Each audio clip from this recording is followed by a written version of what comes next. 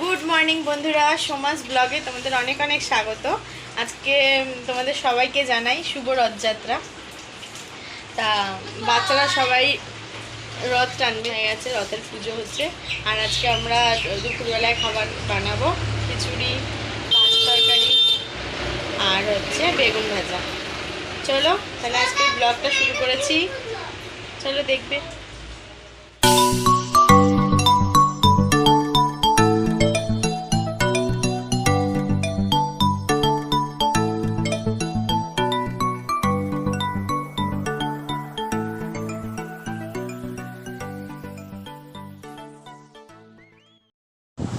দেখো বন্ধুরা, এই যে মা ঠাকুর পুজো দিয়ে দিয়েছে, তারপরে রথ সাজানো হয়ে গেছে। আর এই যে ছেলে মেয়ে দেখো আমাদের নিচে মানে মেঝেতে ঠান্ডায় গড়াগড়ি খাচ্ছে, বলছে খুব আরাম লাগছে।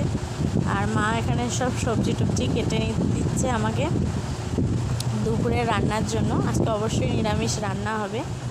তা দেখো বন্ধুরা, আজকে দেখো বিকেলেই দেখালাম ভিডিওটা, কেন আর তারপরে একটুখানি আমার ফোনের সমস্যা হয়েছিল, তাই জন্য আর ভিডিওটা করতে পারিনি।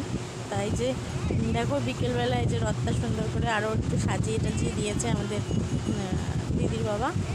আর এই যে এখন ওরা টানাটানি করছে, রথ টানাটানি রাস্তায় বেরিয়েছে। তা আয়ুষ্মান আর টানতে পারছে না, বলছে মা আমার হাতে ব্যথা করছে।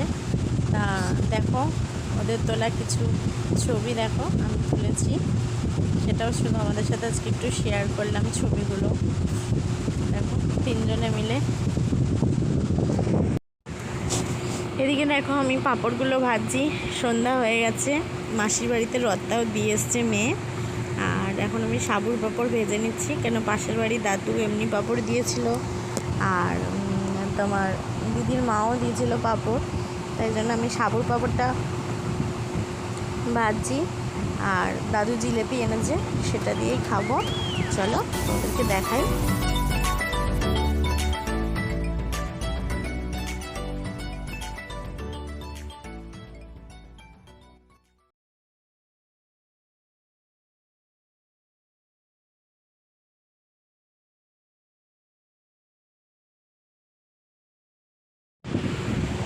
দেখো দাদু এই পাঁপড়, এই যে এই পাঁপড়গুলো এনেছিল, আর এই যে জিলেপি, আর হচ্ছে আমি সাবুর পাঁপড় ভেজেছি।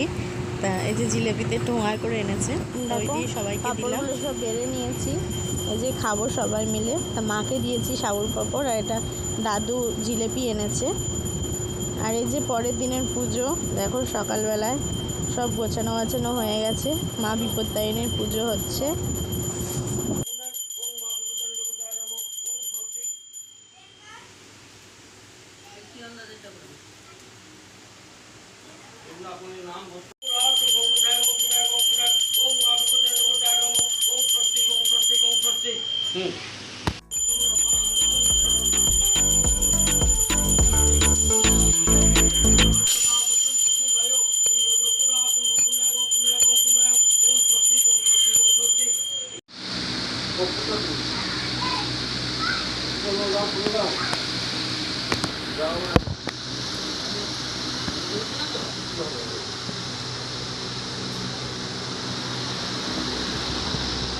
এসো দীপ ওম মা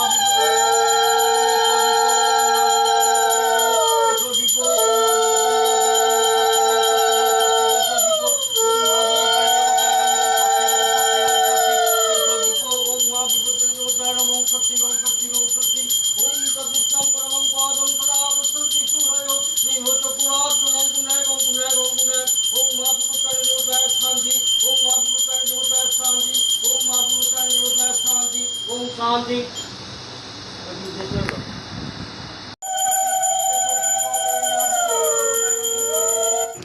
তাহলে বন্ধুরা আজকের ভিডিওটা বড় করব না, এই পর্যন্তই রাখবো, কেন আর কিছু দেওয়ার নেই, আর ফোনটার প্রচুর প্রবলেম হচ্ছে। তা তোমরা সবাই ভালো থেকো, সুস্থ থেকো, কালকে আবার নতুন একটা ব্লগ নিয়ে চলে আসবো।